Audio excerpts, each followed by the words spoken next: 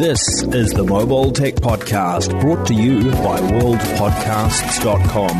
Now here's your host, Tech Girl, Miriam Joie.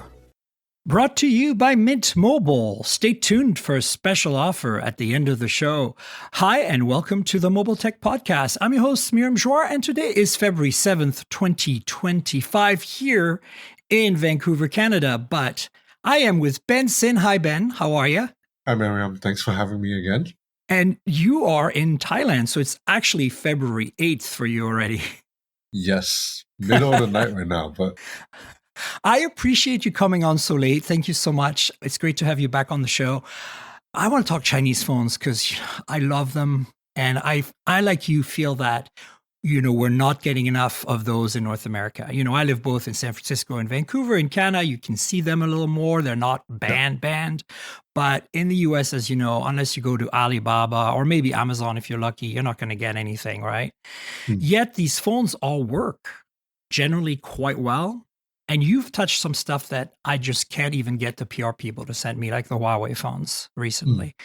Yeah. So let's talk about some of the phones that I have, that you have, that we haven't covered on the podcast. There is the Poco series, the X7.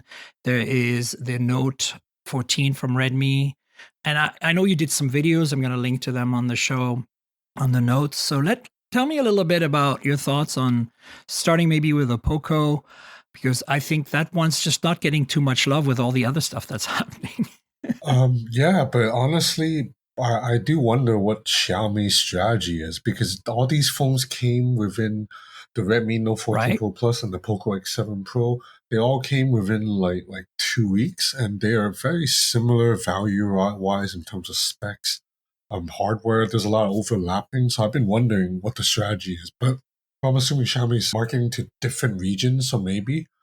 But the Poco X7 Pro I got was the Iron Man edition, and I think that's interesting for people who are maybe into collectible phones or Marvel in particular.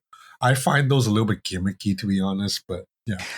Yeah, I liked your video because you pointed out that sometimes, they actually do a much better integration of the kind of, like whatever theme that they're using, you pointed out to the Cyberpunk edition of the OnePlus phone.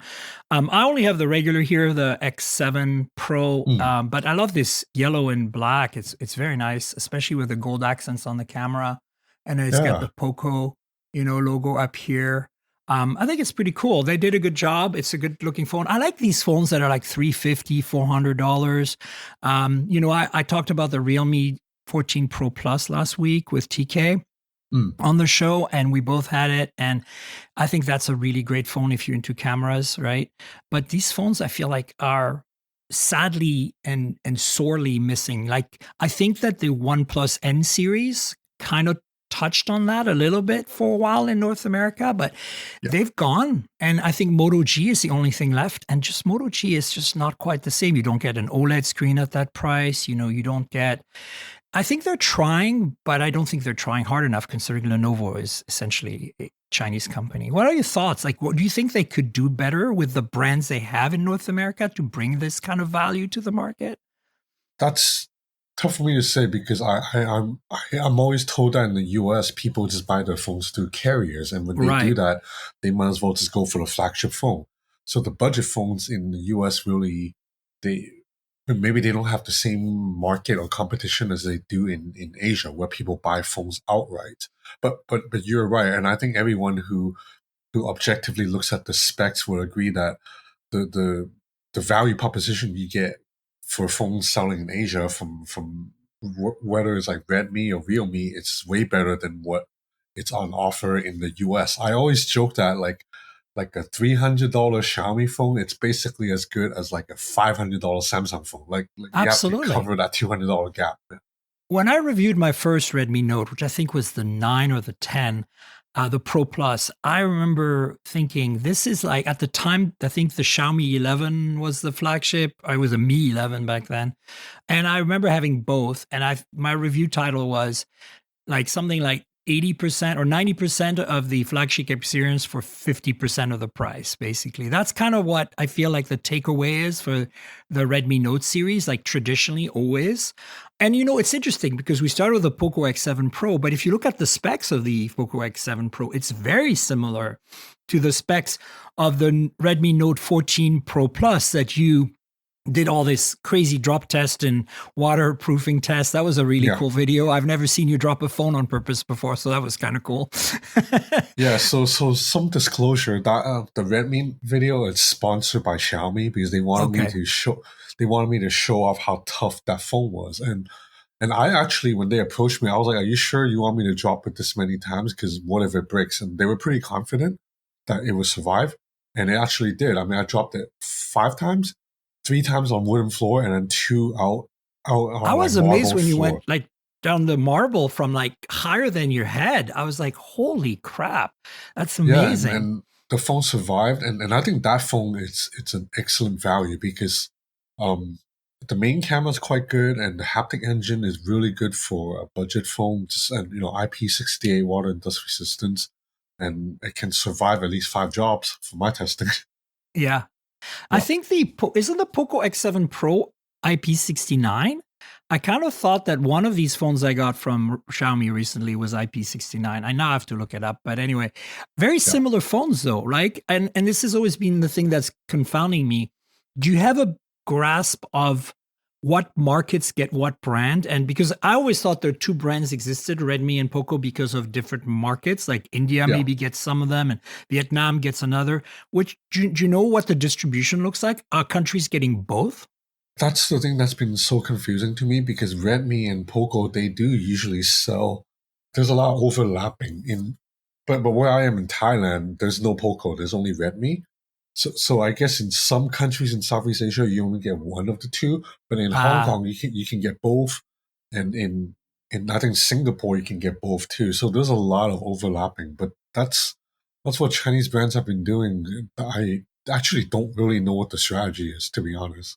Like how can you pump out this many phones that are similar, even though they're all great phones? But I mean, I think that's what Xiaomi invented, right? Like they did it before BBK Group, what I call part spinning, right? Like the whole idea of like you have these chassis that are pre-made and then you kind of go like this display with this resolution also fits this chassis, this camera fits this chassis, this processor, and then they have different motherboards that are pretty much identical with different chipsets. And I think they can kind of like play, pick the part as you assemble the phone basically, and they can come up with different, but I feel like this fragmentation might be hard to keep up in terms of software updates or even bug fixes, in terms of maintenance and supply chain and repair, if there is repair service in these countries, which I assume there is. I don't know, it seems a bit odd. Like I think they've pushed it a little bit too far, and I think BBK is doing the same, like between Realme, Oppo especially, right? Vivo has its own little universe, right, with EQ or IQ. How do you say that? Is it EQ or IQ? I think it's IQ. Like I quest on and on. It's IQ. Yeah. Okay, got it. But I think like BBK Group between OnePlus, Oppo, and Realme is definitely like sometimes really confusing. You're like, why? How? So definitely. The OnePlus 13R and the Oppo Reno 13, the non-Pro, they're almost like the same phone. So there's a lot of overlapping in all the Chinese brands, basically. Yeah, and then back in the day, the A series in China was pretty much identical to the R series in the West, and now they've deviated because the 13R actually has a telephoto, whereas the Chinese Ace 5 Pro or whatever has like a 2-megapixel, what I call the sticker camera, right? Like a useless macro or something. And speaking of which, this Poco X7 Pro, I was so surprised to not see a third camera on there, that they didn't go that route, that they actually like did it right. Like, do you feel that's a change you're seeing now? Because, for a while we saw the slap sides coming in. Every Chinese phone now has slap sides, flat screens. Interestingly, the 7 non-Pro has the curved edges still. So that's kind of interesting. Actually, it looks a lot, the camera part looks almost identical to the Note 14 series. Yeah, I think Chinese brands are starting to get the memo that 2 megapixel sensors like useless, because all of us reviewers always say it, and I think they know, and because I've heard even some of them starting to poke fun at it themselves now. So Yeah. So in terms of performance, like I'll post your videos. You can see how the Poco X7 and the Note 14 Pro Plus are very similar in terms of their specs and their performance. Now the difference is that this X7 Pro does not have a 200 megapixel main camera. It's a 50, and it's got OIS, which is okay. And then of course the 14 Pro Plus, the Note, has a 200 megapixel sensor, correct? So it's a little bit higher end than that. Yeah. And then processor-wise, this has a Dimensity 8400, which is kind of technically faster than the Qualcomm chip, right? Was it 7S Gen 3 on the 7S 14 Gen 3. Pro Plus? Yeah, the MediaTek chip is technically a little bit faster, the CPU, I believe. Yeah, and it's interesting too because they're going to up to like what I call 1220p displays, like 1.5K. They're not doing 1080 anymore. They're just not doing Quad HD either, but they're going in that middle ground where you find also the OnePlus 13R and a few others, which is really actually surprising to me, especially at that price point. Doesn't seem to me there's any reason to go beyond 1080p for most people, especially at $350, $400. Yet they're doing that, which is like kind of crazy, right? Yeah, you definitely. Pound for pound, the best value. I think if you care about value the most, that $300 to $400 Chinese phones are probably the best value overall, even more than the flagships. Yeah. And you know what's interesting? So my mom lives in France, and I go see her around the time of Mobile Congress because it's convenient. She's in the south, so it's like an hour flight to see her, right? Last year, she finally wanted a new phone. She had like an Honor 9 something like from 7-8 years ago that I had bought for her. And she wanted a new phone. So we went to her carrier store because she can get an incentive or whatever. For her, it works, right? I wasn't going to argue and try to get her to buy an unlocked phone if that's not what she wanted. And for the same price, I could get a Pixel 7a, or I could get her a Redmi Note of some kind. And I ended up going with the Pixel because I know that she's going to keep it for a really long time. So software updates is going to be a big deal. And the camera needs to be bulletproof. And while I love the Xiaomi cameras in general, especially at the high end, as you know, we both are big fans of camera phones. I feel that the consistency of the Pixel is a little better, right? So I was like, go with this one. But I was surprised that in France, you can get from the carriers subsidized for roughly the same price as what we're seeing on the spec sheets that they send us, So they're not even inflating the prices in Europe on these phones, which is kind of amazing, And the fact that you can get them at a carrier is also kind of amazing. Yeah. So it's not just Asia, folks, right? Yeah. Like I think Europe has a lot of Chinese phones that we don't see and that, are kind of common there. They had a bunch of other stuff too. I can't remember what it was, some Vivos. But yeah, I like what these phones bring to the table for the money, but I'm kind of confounded by like how do they make money? Yeah. And then also you have the whole Xiaomi line, right? We're going to talk about some of the rumors coming up, but I feel like how do you explain that to people? And if they were to come to North America, how would they do it? Like BBK Group is obviously set with OnePlus. They could make a OnePlus we're going to talk about rumors of OnePlus 13 mini, but they're talking about, I'm thinking like they could bring in like Nord CEs or Nord Ns or whatever, like they used to call them, no problem. But I'm wondering how Xiaomi could enter the game. They might have to create a new brand or something that doesn't sound. Poco would be a good candidate, honestly, I feel like. Yeah, but do you think Xiaomi would try to enter? I feel like at this point, I don't think they would. Bit, no, I think you're right. There's like a political problem with our fascist regime right now, right? Yeah. As a dual citizen myself, or tri-citizen, it's kind of, it's kind of interesting to observe because I'm spending half my time here and half my time in San Francisco. Yeah, you do the same. You're in LA half the time, right? So yeah. You see the market, you understand. And I agree with you, the carrier thing, but I think there is a subset of people who don't really have the budget to afford a $10 a month payment. They're smart. They look at their bill and they're like, I'm going to pay $1,500 for a $1,200 iPhone. That doesn't make any sense.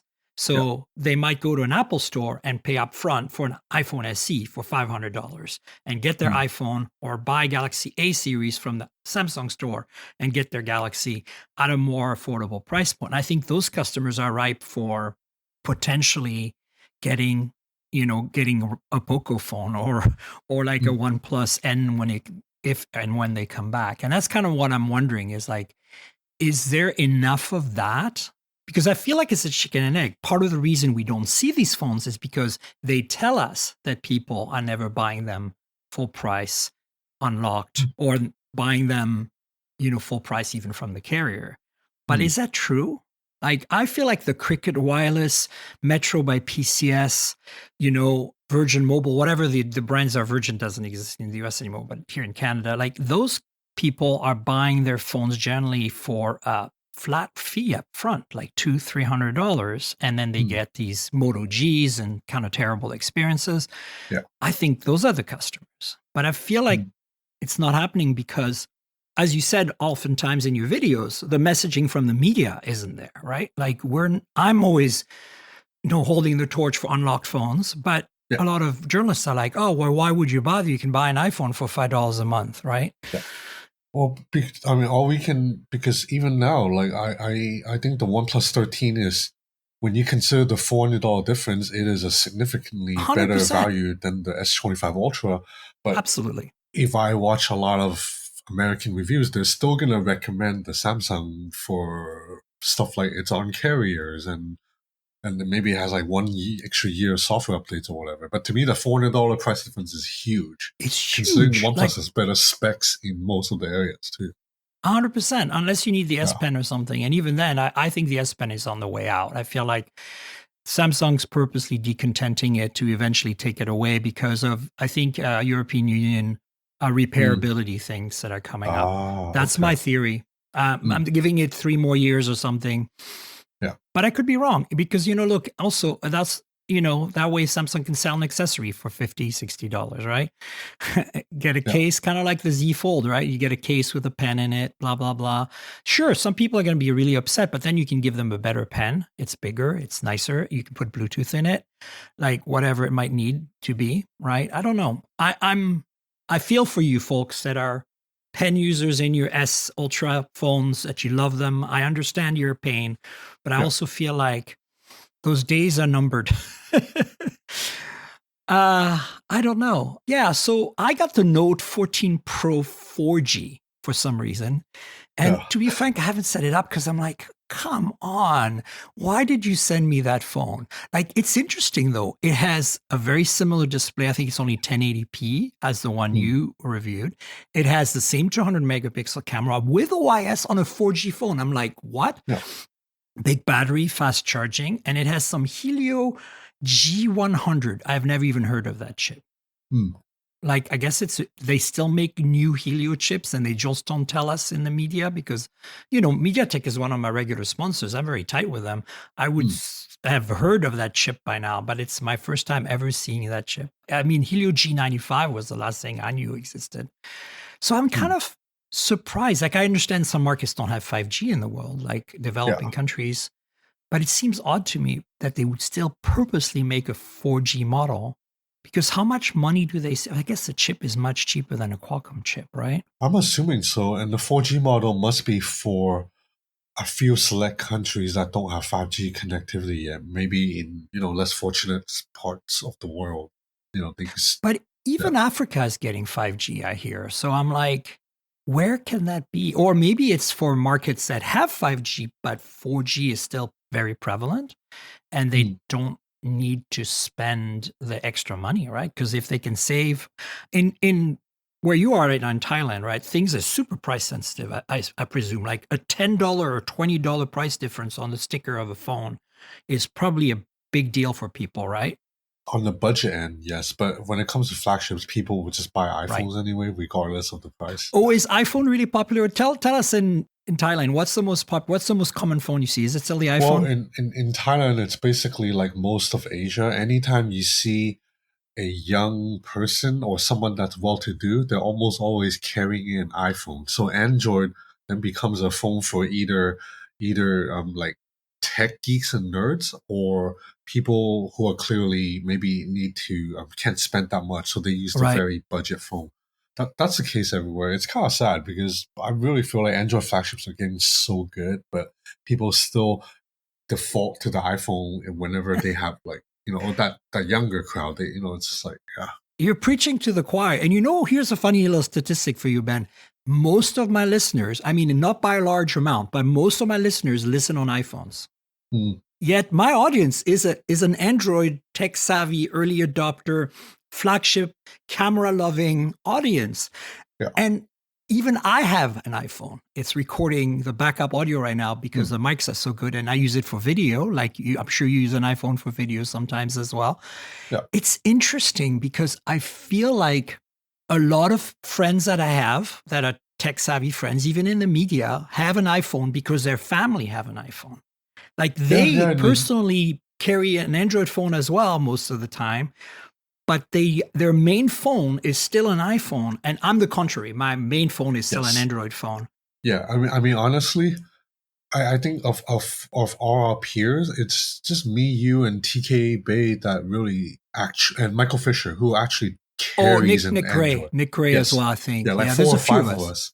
Yeah, who will really carry an Android phone, because everybody else, you're right, the main phone, the SIM is always in the iPhone. They just carry a second Android phone they're reviewing, but otherwise, there's still iPhone. Whereas me, you, TK, and Nick Gray, we actually daily drive an Android. Like my SIM card is actually in an Android. Yeah, me too. And I buy my iPhones in Canada so I can have a SIM tray because the bands are compatible. And I actually never put a SIM in it. That's the irony. I purposely buy it so I have the option, and then half the time it's sitting in my bag, tethered off a hotspot to be used for whatever I'm using it for. So yeah, I think that is interesting. I didn't think that in markets that were more price sensitive, there was still a majority of iPhone users out there. How do they afford it? Is there financing available? I guess it's just people with money here, because the income wealth inequality in Southeast Asia is quite big. I guess it's big in the US too, but but in US, Southeast Asia, it's getting worse, right? It's really jarring. So. But you're right. I have wondered. It's amazing to see iPhones being used in Southeast Asia or countries that don't have so much money. Because, for example, I've always thought that, like, for example, if you steal an iPhone in the US, a $1,000 iPhone, that $1,000 will only last you maybe like 2 weeks of living, maybe at most. But if you steal a $1,000 iPhone in like Thailand or Indonesia, that could last you like 3 months of living expenses. Right. So I wonder why there aren't more like thefts of iPhone, but it's safe. Like, it's not like people are getting the stuff stolen left and right, even though they are so valuable. Like, that one phone can fund maybe 3 months rent in Thailand, whereas in the US it's like 3 weeks rent, half a month rent. Yeah, no, I think that's exactly right. And I think, it's the same with like when I, wrote the hands-on for the S25 Ultra and S25 series in general. I know I said I was not going to talk about the Samsung phones because we did that for the last 2 podcasts, but I just have to share this story. Like when I wrote about it, when I was actually writing a story for Hot Hardware, I'm like, $1,300. I cannot believe people are spending $1,300 on that phone. Don't get me wrong. It's a good phone. It's very, very good. But is it $1,300 worth when, as you said, the OnePlus 13 exists? And the other thing that really bums me out, is that, you can buy a Google Pixel on any carrier here, right? Now, you cannot do that with a OnePlus 13. How has Oppo technically dropped the ball with the carriers? Where did that happen? When did that happen? How did that happen? They had T-Mobile.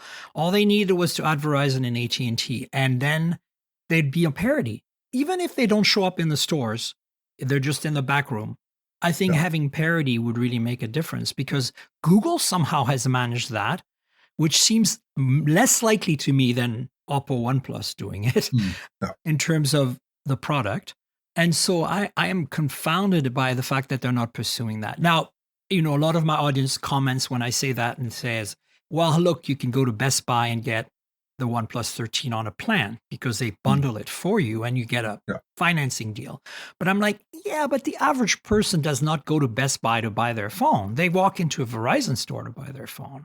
Yeah. And then the OnePlus 13 is just off the table completely. I think that's the problem. I didn't know that the OnePlus 13 does not work on Verizon because it does. I thought actually, they said they tested for all I think it does. US. It's supported, but I'm just saying it's not sold by the carrier. Like it cannot get it at the store because they don't have a partnership. You have to buy it from OnePlus or Best Buy or Amazon. And nobody, I mean, my audience, you would, but I would if I had to pay for a phone. But we would, and most people just walk into their carrier store and renew their 2-year plan. They don't even think about it. Like they don't even understand that by getting a new phone, they're signing another contract. And their phones are locked. You know that, right? Yeah. Which is stupid. I mean, it's not really stupid because with the iPhone, you don't have a SIM tray, so you're on eSIM anyway, so it's a hassle anyway, so you're probably stuck anyway, so you probably don't care. And that's kind of what I hate. And I was really concerned that the Android phone manufacturers in the US would follow up with that. I was really concerned when iPhone 14 came out without a SIM tray in the US that the Samsung would follow suit or Google would follow suit, especially Google, because they've been eSIM happy for years. I'm very anti-eSIM. I don't know how you feel about them. Maybe it's different in Asia and it's easy to get them provisioned. But for me, I'm like, give me a physical SIM and a tray. It takes 2 seconds to change SIMs. Everything just works. Yeah, I still mostly use physical SIMs. When you're in Thailand, do you just get a prepaid unlimited data SIM or something, or do you have one because you go there often? How does it work? I have a prepaid unlimited data, and it's very cheap out here. So yeah, and Thailand internet is super fast. So it's 5G, right? Yes. Yeah. Yeah, it's amazing. For those of you who are watching on video, you know, Ben and I do this with Zencaster, and Zencaster actually records high quality 1080p MPEG-4 video locally to your Chrome storage and then trickles back that data to the server so I can retrieve it later. So the quality looks perfect. But when we're doing the video call, the quality varies with the quality of the connection. You have better video right now on your MacBook Pro in Thailand than most of my guests in the US on their broadband Wi-Fi. Like it's kind of crazy. And, you know, I went to Iceland years ago and Japan.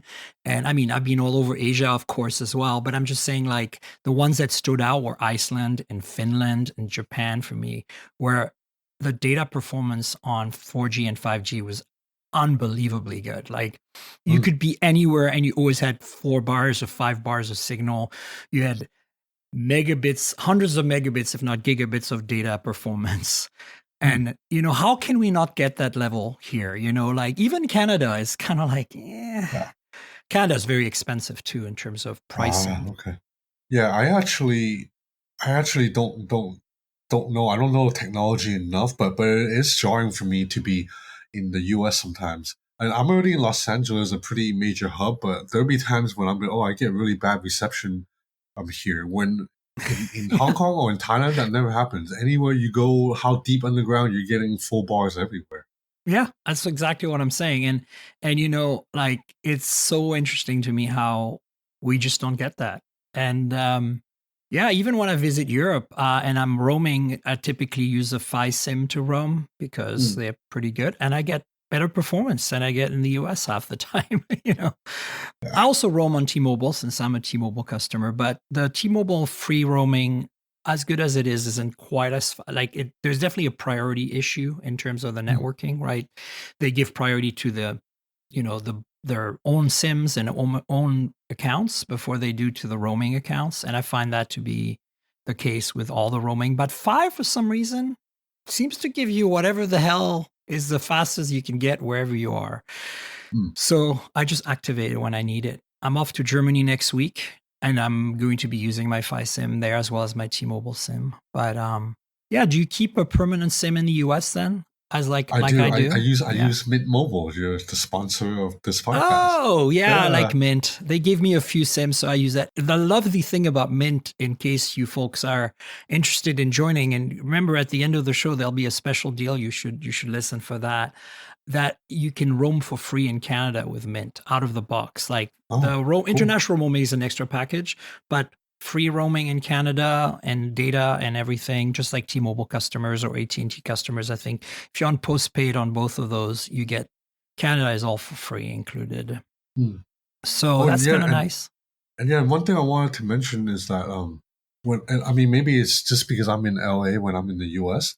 Mint Mobile works perfectly fine on all my Chinese phones because I always get comments saying they want to get this Chinese phone, but they don't think it will work on the US carrier. And I'm like, what do you mean? On Mint Mobile, T-Mobile works fine. But maybe it's because LA is better. Maybe if you're in Arkansas, they don't have all the bands. Well, so actually, I can give you some information to the audience about that, having tried it out. So T-Mobile and obviously Mint Mobile, any NVMO, whatever virtual operator, that's T-Mobile based, will work fine. The trick is that with AT&T, it will still work, but they will send you a nasty text saying your phone is not compatible with our network. And the reason for that is because they require VoLTE to work because of 911 emergency calling. Okay. So what I've found is that it's a bit of a lottery. Some phones have VoLTE, some Chinese phones have VoLTE support, and it just works fine. You still get the nastygram because they look at IMEIs and they send you this message. If you're not basically a Samsung, a Pixel, a Moto, a OnePlus, or like an iPhone, they send you a message saying you're not compatible. Just to cover their asses, I think, legally. Because if you dial 911 and you don't have VoLTE, you have data, you're perfectly good, but you can't make a phone call because they drop 2G and 3G support completely on AT&T. They can't connect to towers at all, which is crazy to me. But Verizon doesn't work on the Chinese phones at all, and that's definitely a problem. But AT&T is basically try it and see what happens. But if you can't make phone calls, don't be surprised. And then, of course, VoLTE solves the problem. But they also have some phones that have VoLTE that will make phone calls on AT&T, but apparently are not certified. So, I mean, it's just wrong. Like, you and I come from a world, like having grown up with GSM for years, that everything just works. And that's the whole point of it. So the fact that they're making all these exceptions is crazy. And I really love that T-Mobile is sticking with it. They're not requiring you to have any of that functionality. I do wish more Chinese phones had Wi-Fi calling because it really, really helps, especially when you're roaming and you want better phone call performance. I don't know what your experience has been with VoLTE and Wi-Fi calling on Chinese phones, but is it prevalent on the carriers abroad to use these functionalities? I wouldn't know because I don't speak to a lot of people. You don't use phone call, Neither do I really. It's true. I mostly call, use my phone, my US phone when I call. I have a Canadian SIM with TELUS as well. And that's a postpaid account that I pay for full time because I'm here about half the time. But yeah, interesting phones. I know we've deviated a lot from the Poco X7 Pro and the Redmi Note 14 series, but they're just good illustrations of some of the things that I wanted to talk about with you. And let's talk a little bit about Huawei, because I used to get all the Huawei phones, obviously. And then, once the ban happened, they dropped their PR agency in the US, and that was Race Point, which was an awesome agency. And we stopped getting devices. You still get them because of your connections in Asia, which is lovely. And so I'm living vicariously through your coverage. And you just did the new Mate X6 folding phone and the latest Nova phone as well. And wow, they're so lovely. And I kind of wish I could try them out. What I wanted to ask you was about the whole thing with Micro G, because I have a P40 Pro Plus. That's the last one I got, and I kept it. I was like, they're not getting that back. I don't care. That is such an incredible camera phone still today. And it's the last Kirin chip that had like less than 5 nano, or had 5 nanometer, had 5G. It's really still super fast today. It still runs really well today. And I don't have Micro G on it. I can't remember. I have some Play Store not Play Store, but like I have a third-party app store that I installed that connects to the Google Play Store and lets you download the apps and they work. But then you don't get, some of the functionality doesn't work. So I'm kind of looking at maybe installing Micro G. Can you tell us more about that? How easy is it? Do you have a good experience with it? Do you think it would be viable for somebody based in the US or in a country that Huawei doesn't sell phones in? Yeah, so I believe starting with the most recent EMUI, I forgot what version, but that version almost integrated support of micro G almost like natively into the UI. Wow. I don't know how Huawei does it. I'm not even sure if it's like anything suspicious, but basically on the Mate X6 and the newest Huawei phones now, because previously micro G is almost like a sandbox. Like anytime you open a Google app, you have to see that micro G screen before you go get to your Gmail, YouTube. But now on the newest EMUI, that step is skipped entirely. It's almost as if the Google apps are running natively on the phone, and everything is seamless. If I have a photo in my Huawei photo gallery, I want to upload to Google Drive. Google Drive is in the share menu that just uploads directly. So yeah, I mean I don't know exactly how Huawei's doing this, but they've made it look seamless. That if you didn't know any better, you would just think this is just a normal phone with Google mobile services. You wouldn't know it's like a workaround.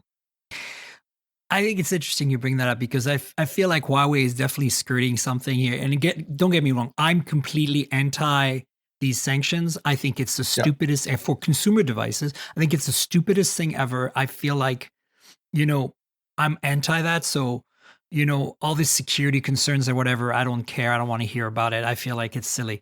But I feel it's also that Huawei has kind of like found the edge of the, the blade, as it were, as to what they can do, even with the Kirin chips, right?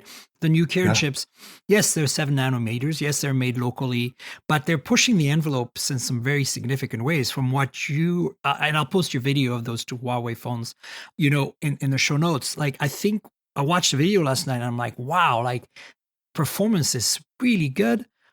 Imaging performance is superb. In fact, I kind of feel like Huawei is still holding the crown in many ways with the variable aperture and the RYYB sensors. And like, to me, it's like if they can have an ISP that can handle that stuff, clearly they're still in the game, right? Yeah, considering how the deck has been stacked against Huawei, like the entire US government trying to force Huawei to not be able to buy components or do anything. Considering all of that, for Huawei to still put out phone hardware that's pretty competitive, it's really impressive. And yeah, it makes me sad because I think you would agree. Like before all of the mess happened, Huawei phone cameras were like almost like maybe not a full generation, but like a half generation ahead of everybody else. I agree. They were driving the competition. That's why Samsung and Apple were really pushing the envelope. Like now the stagnation we're seeing with S25 Ultra, I mean, it's a great phone. I really enjoyed using it. Don't get me wrong. Like I've been using it. I'm still using it. It's solid, but it's just not exciting. Like I see this Huawei phone, even the Nova, and I'm like, variable aperture on a mid-range phone? Are you kidding me? Like I want that. Yeah. It's exciting. And yet here we are with S25 Ultra, no Bluetooth on the S Pen. It's like, oh, come on, what are you doing? So yeah, I feel like, but I also find it's very interesting because you get Honor here doing, obviously GMS compatible software with still very similar hardware. Like, again, the razor's edge here. I don't know what's going on, and I can speculate all day long, but I really do not believe these two companies are separate. And because there's no way. To me, it seems like there's something going on. I've wondered about that too, because the hardware is so similar. But one thing I will say is Honor's image processing is not as good as as good. It's like, no. Like clearly they didn't. But I still think that if and I'm not a conspiracy theorist, so but let's play if for a sec. If there is a connection still, there's definitely keeping Honor at a lower level, right? Like there's no variable aperture on as many phones. Obviously the V3, the Magic V3 was a precursor to the Mate XT, right? Because if you look at the camera pod and the thickness of the whole thing, like it's the hinge mechanism. There's so many similarities there. And I have to say that Huawei has really kind of dotted the I's and crossed the T's and told the world that there's the champion still with that phone. They're like, nobody can do this. And here you go. And I feel that we're going to get disappointed with the Samsung so-called G trifold that they're coming out with, because if we look at their evolution lately with the Note Z series, right? Yeah. It's been very disappointing, right? Yeah, I mean, I want to hold out hope and give them the benefit of the doubt, but they definitely need to push a little bit harder. They've clearly been on cruise control for like the last 4 years now. 100%. And again, this is back to what we were talking about with not having Huawei to drive their, the innovation. And, I think Oppo obviously and BBK Group in general and Xiaomi have pushed the envelope to some extent as well, but I don't think they have quite that crazy drive. I feel like Huawei has that like fire under itself, and it's being even furthered by the ban in a way that they still want to be able to drive innovation. I cover EVs as well, as you know, and I'm a big fan of Chinese EVs simply because I believe that, again, it's all about the software, the vertical integration, and they're doing a good job with that. And one of my colleagues recently, a friend of mine, Kyle Connor, for those of you who follow Kyle's Out of Spec channel, he went to China for a couple of weeks to drive some Chinese EVs. And he said that, in his opinion, the Huawei-based self-driving system, the level 2 plus ADAS, is as good, if not better, than FSD from Tesla, which I think right now, as problematic as Tesla and Elon are, and as problematic as Tesla's, trying things on the road publicly is ethically questionable, I still feel that technologically speaking, FSD is superior to anything short of maybe Waymo, but then Waymo is a completely different thing. It's level 3, level 4. It has, it's a robotaxi service. It's not meant to be used in your own personal car. So I think it's interesting to see that Huawei still has it, and it's good to see these phones in your video. Yeah. Do you want to jump into some news? I've got a few things here. I'd love to hear your thoughts. ASUS has launched a new phone, Zenfone 12 Ultra. Last year it came out. The 11 Ultra came out in the summer. Strange that it's coming out so quickly, but it's basically the same as the ROG Phone 9, but not as a gaming phone, with maybe slightly better cameras, right? Yeah, I actually did not get access to the Zenfone 12 Ultra. I don't know why. They have reached out to me. I had gotten access to the last 2 or 3 Zenfone, but not this one, so I don't really know much about it. But if last year's any indication, it is very similar to the ROG phone, just without the LED gaming strip and the touch controls for the triggers and stuff. But also it does have the gimbal camera, which I think is interesting. It's interesting to me that something that Vivo championed is now kind of become ASUS's thing, right? Yeah, and then Vivo got rid of it. So I don't know why.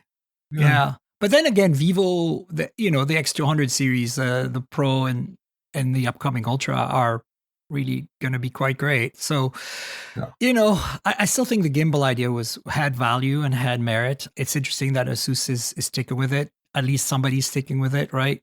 Yeah. It's like Nubia versus Red Magic, right? Like very similar phones. Nubia adds the variable aperture to the camera. Of course, I've got the Red Magic 10 here, folks, and the camera, well, since the Red Magic 9, actually, the camera for a gaming phone has been surprisingly good. So it's actually nice to see that you can now buy a gaming phone and not have a penalty box of a camera system. That's good, yeah. Yeah. So there you go. Zenfone is out. So check that out. I'll put a link in the show notes. Then we have more teasers of the Oppo Find N5. The latest teaser shows how little crease there is. To be honest, I'm not surprised because, as you know from the OnePlus Open, Oppo N3, Find N3 was also very minimal crease, right? Yeah, I don't. That was a very odd thing to flex, considering the crease being not visible unless at extreme angles. It's not a new thing with Chinese foldable phones. It's been like that for a few years now. Like even the Oppo Find N, the first one already had a crease that was very hard to see. What do you think the strategy is here? I'm a little confused because last time we got the OnePlus Open. And this literally at the same time we got the Oppo Find N3, right? I never got the Find N3. They only gave me the Open. I love that phone. I had it in my pocket for almost an entire year as a second Android because since I have an iPhone, but my phone is in my bag, I can have a second Android phone, obviously. Yeah. Right now, it's I've got a Pixel 9 Pro Fold, and then I'm carrying the S25 Ultra, but I'm probably going to switch to something else soon. We're not hearing any rumors of OnePlus Open 2. Like we know that it's going to be the same, obviously, but there are no actual rumors of it coming. It's all super speculative at this point, where it's obviously very clear that within the next few weeks, if not at MWC, we'll get the fine N5. What do you think is going on here? Do you think they're coming out with a OnePlus Open 2, or do you think they just didn't sell enough OnePlus Opens in North America to justify OnePlus making one, and then this is going to become a global phone that you'll be able to buy everywhere?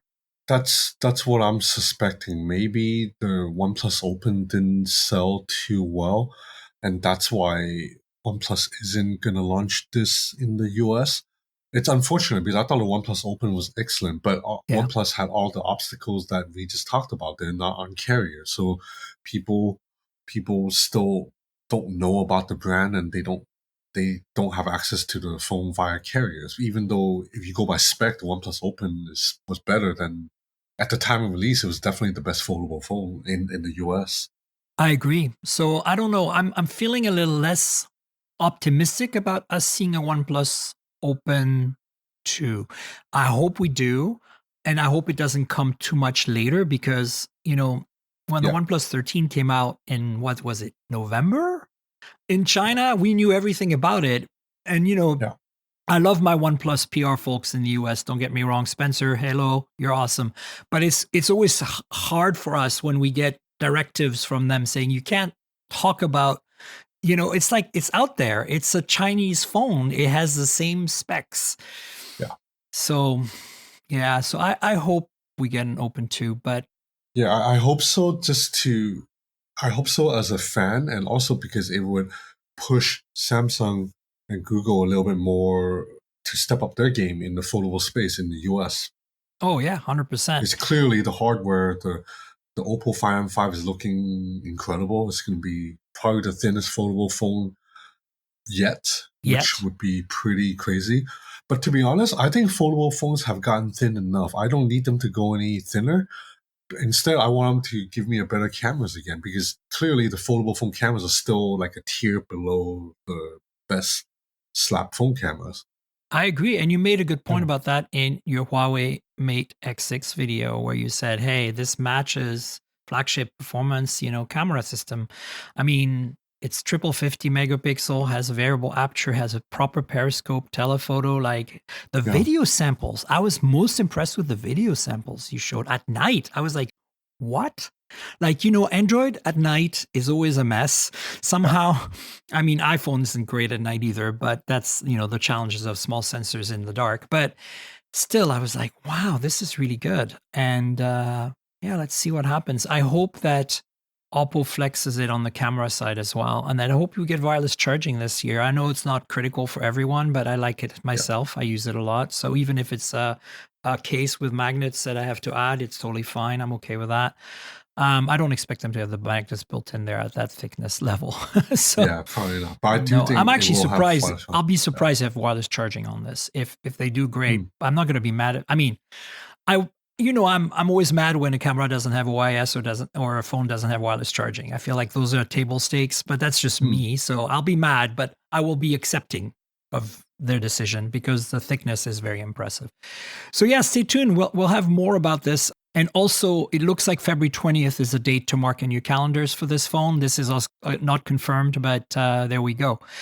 OnePlus 13 Mini. So do you think that's happening? Do you think that's real? I feel like that's odd to me, but that feels like OnePlus 13 Mini is like Oppo Find the Pro and the non-Pro, the X8, right?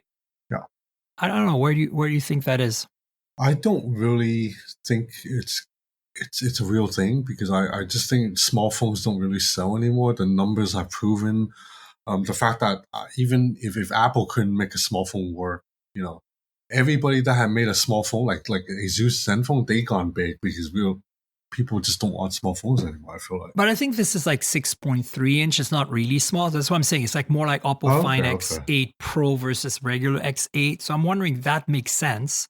But also wondering if it's just going to be China, or if it's just going to be Europe or something, or India. Like, we're not going to see, I don't think we're going to see this in the US. It doesn't make sense when they have the 13R already. Yeah, I don't think so too. Yeah. So take those rumors a grain of salt, folks, but keep an eye on, maybe we'll get a OnePlus 13 Mini in some markets. Xiaomi 15 Ultra keeps leaking. The big thing to remember here is we should be hearing something February 26th. Some photos here of it. Obviously, who knows if this is legit, but I have no idea. Does look pretty cool. I like the idea that it looks like a camera. Any thoughts on that, on this rumor? I'm very excited about it because I hear it's going to have a 200 megapixel zoom lens, the periscope camera. Oh, wow, okay. As the same sensor used in the Vivo X200 Pro and X100 Ultra, which is, in my opinion, the best zoom lens on the market. So yeah, I'm excited. I loved your videos about that. It was very, very cool.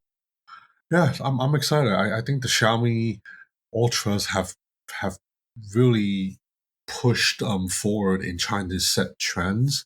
And even though I think Vivo cameras are a little bit better because I think they have superior processing, in terms of hardware, Xiaomi's hardware has been among the top for the past 3 years now. Yeah, I have the 14 Ultra from last year, and it's been one of my favorite phones, especially with the camera kit. The ability to put filters on. I've done like a polarizer for taking photos of cars. It's been fantastic. And just in general, having some manual control with all those settings that you can control on the grip. I know it's very niche, but I feel like it's good that there's companies, that every major Chinese maker, in fact, has some sort of camera phone, that's like a camera focused device, whether it be, Oppo or Vivo or Xiaomi or Huawei, and even Honor, I guess, with the Magic 7 Pro to some extent. Yeah, the Studio Hardcore, yeah. Yeah, I think it's cool. I want more of that. And in a way, I don't want to, kind of diminish the S25 Ultra. Is a pretty damn solid camera. I finally played with the telephoto a little bit more. Like, I pushed it a little harder, like 30x the other day. And I was like, oh, this is better than the S24 Ultra, maybe a little better.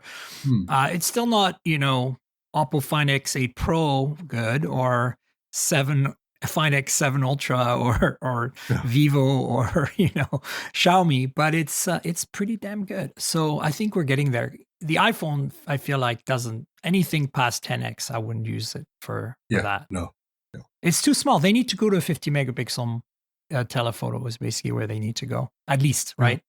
Yeah. All right. What else do we have here? We have Nothing Phone 3A. Is, again, keep your calendars ready for March 4th on this.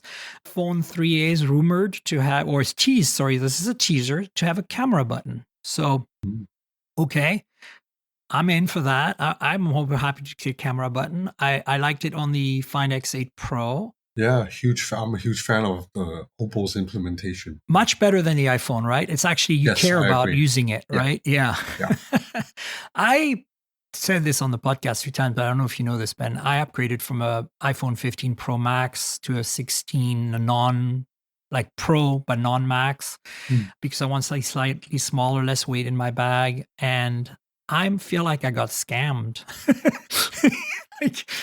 Because the telephoto is still meh.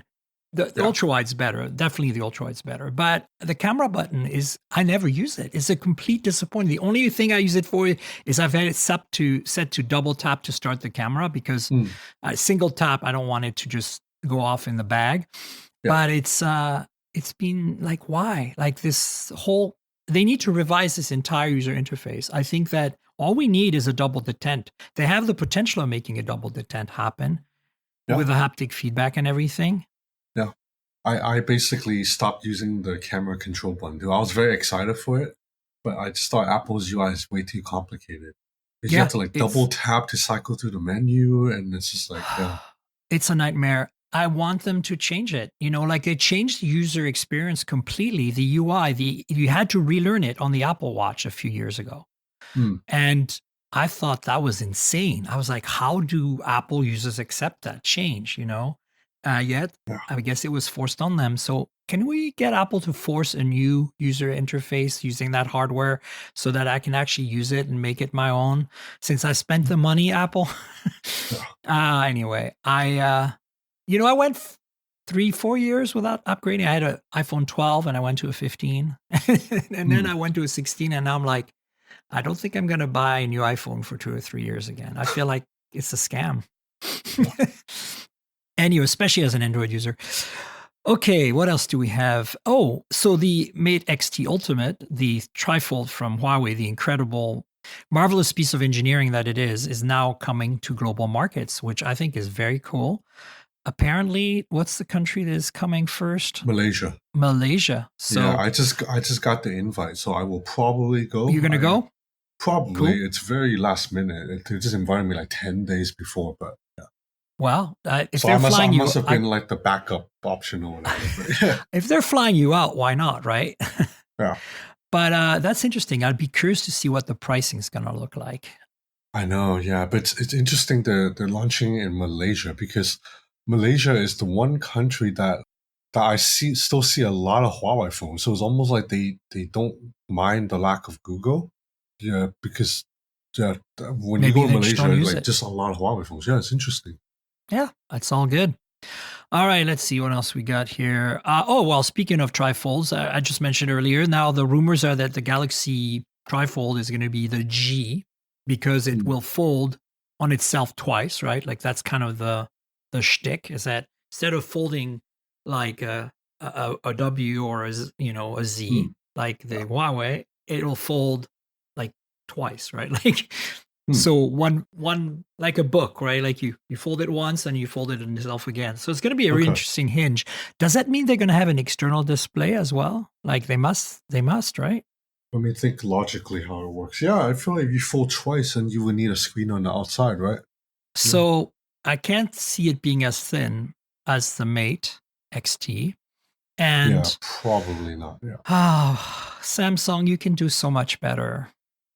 You know, you and I haven't even talked about the Fold Special Edition and how the hell did that happen? Why did that happen? Is that a reaction? Was that what they had planned all along? It definitely is a reaction. It's funny because the Fold Special Edition, it's basically just like a Chinese foldable phone. It's wider. The hinge is flatter. It uses the water drop hinge, so it's basically like if you had picked up a Vivo or Oppo foldable from 2023. It's just, for Samsung, it's a new thing. Yeah. But hey, but at least Samsung is finally conceding the foldables need some changes. And I think the Fold 7 will probably be like that with the wider aspect ratio, which I like. Me too. I prefer it, frankly. Yeah. Let's see what happens. It'll be interesting. Oh, this is only interesting to me because I'm a Pixel hostage. You know, I always joke that I have like Stockholm syndrome. I can't get away from a Pixel to save me, to save my life. So I'm obviously a big fan of the A series as well. And the 9A we know is coming. And we now have colors, which, okay, now that I see it in colors, the lack of, 3D pill makes more sense to me, because now it looks like a Pixel still. I was really afraid with all those leaks of the black one that it was going to be that they're giving up the pill. They're giving up their kind of like signature design. But now I see those colors and I'm like, oh, okay, so that's fine. What's your take on that? Early in March, because previously March 19th. So previously the A launches in May, right? I believe. I think the last one was in May. I think the problem is that they were launching them kind of in concert with I/O, and I think that Google is really not a hardware company. I/O really should be focused on software and services and AI, and I always got the awkward feel. I don't know if you've ever been to I/O when they distributed the phones, but it's always been this, like to the media, it's always been this weird, awkward thing where at the very last second, they send you an email saying, come pick up your phone at the media room. And then they're like awkward, likely distributing these phones. And everybody's kind of like, they're like not admitting that they have them. It's just really weird. I'm like, I'd much rather them come out with it early, seed us review units or not, even if we have to go out there and get them after or whatever. It's I'd rather than that and leave Google I/O alone. I think this is probably a better idea. But Okay. yeah, it's coming to Europe. We have European pricing in that link that I'll put in the show notes. It looks pretty similar in pricing to last year, so that's okay. How Okay. do you feel about Pixels, Ben? I was a big fan of the 7. I actually had it as my phone of the year. Wow. But then the 8 and 9, I've been a little bit underwhelmed. I just thought not enough improvements. Because 7 was quite a big jump in Yeah, hardware I agree. over even the 6 was a big jump too, but 7 was like polished. And this year the 9, I was a little bit disappointed. I thought the fact that even when you zoom in and out, the camera lags. There's like jankiness. You cannot zoom in and out.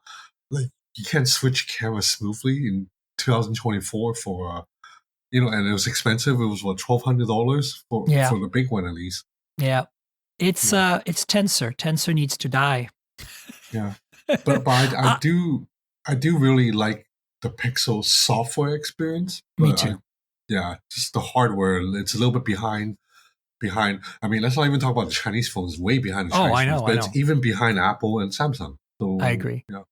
I feel like I like the new industrial design and the build quality. I think has improved.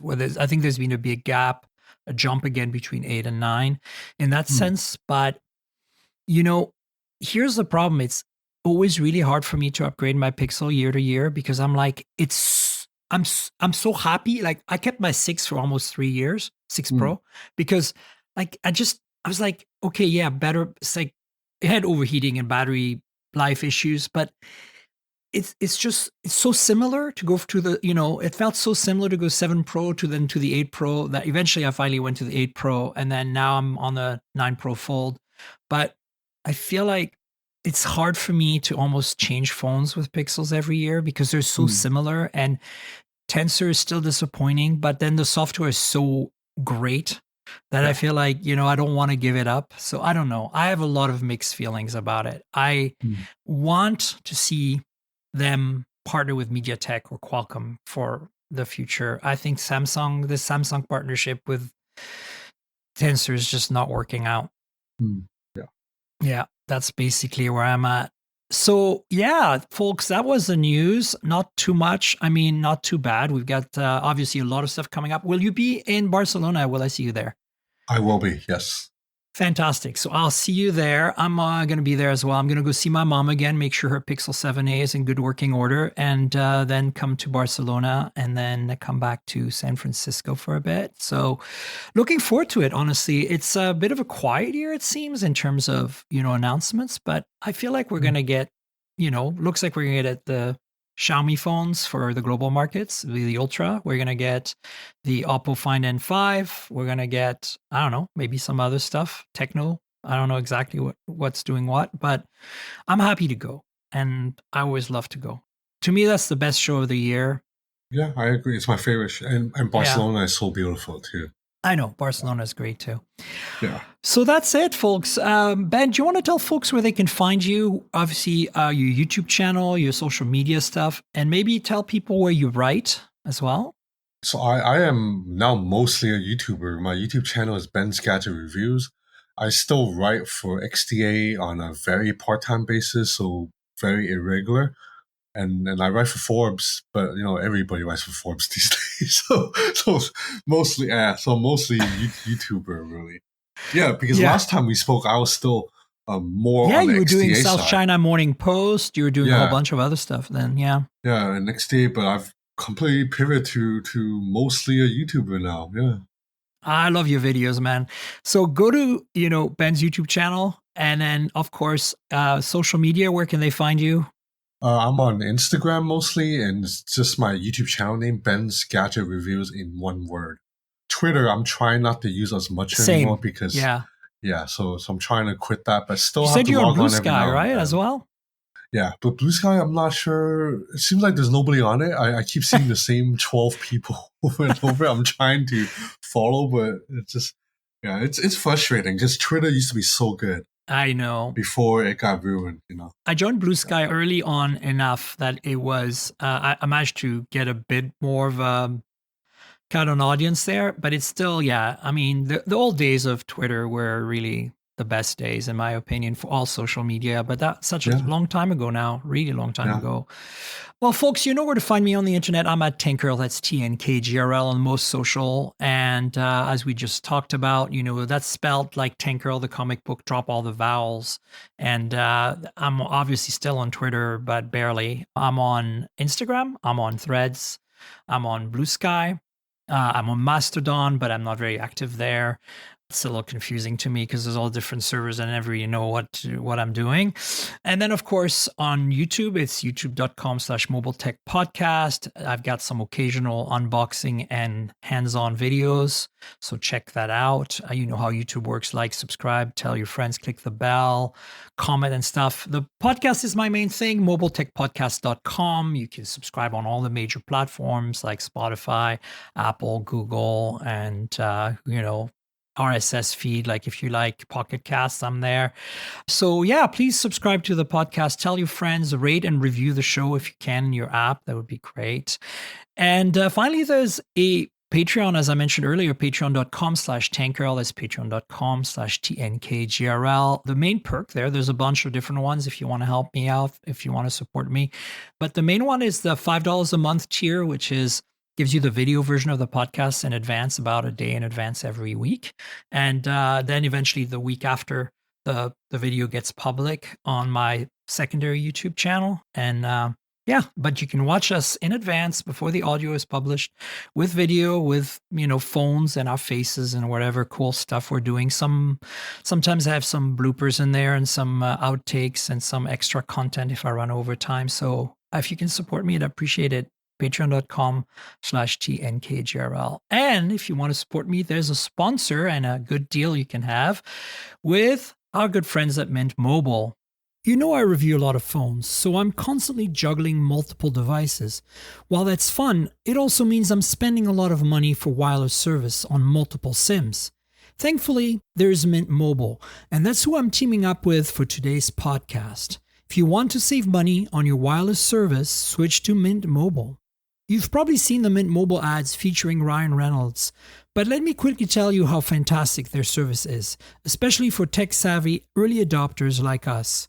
Mint Mobile offers premium wireless for as low as $15 a month, and you don't have to sacrifice any coverage, speed, or data. They're built on the nation's largest 5G network. They keep costs low because they sell direct to you online. They cut out the retail stores and salespeople. Why should you pay more than you have to for access to the same network? In my experience testing phones, Mint Mobile delivers the same data speeds and call quality as the big three for a fraction of the cost. Switching to Mint is super easy. Thanks to their eSIMs, you can sign up and activate immediately right on your phone from the comfort of your home. No more standing around waiting in line at a big wireless store. You can keep your current devices and phone number and easily switch services. And if your phone isn't eSIM compatible, Mint will ship you a new SIM card free of charge. The whole process only takes 15 minutes, and if you get stuck, Mint has a great customer service team to get you through it. All Mint Mobile plans include unlimited nationwide talk and text, plus lightning-fast 5G and free mobile hotspot. Mint will show you how much data you use each month and recommend plans that save you money. Mint also offers a modern family plan that lets you set up a super affordable family plan with as little as 2 lines. Use my link, mintmobile.com/mobiletech, to get premium wireless starting at $15 a month. Stop paying more than you need on your wireless bill and start saving big with Mint Mobile. And Ben, thanks so much for joining me so late from Thailand. Really appreciate you being on the show again. Thanks. Thanks for having me. I'll see you soon, some part of the world. I'm sure we'll figure out a way to hang out, because you were on that cruise with OnePlus and I barely saw you. So that's, I think, the last time. That was a huge Were you cruise, even at CES? Did you go to CES? No, I did I not. see I you? did not See, go you to did see. not. Okay. Yeah. Well, folks, we'll have another show next week, so stay tuned for that, and I'll have Ben on again at some point in the future. But until then, cheers, everybody. This has been the Mobile Tech Podcast with Tank Girl, proudly presented by worldpodcasts.com. You can visit us online at mobiletechpodcast.com.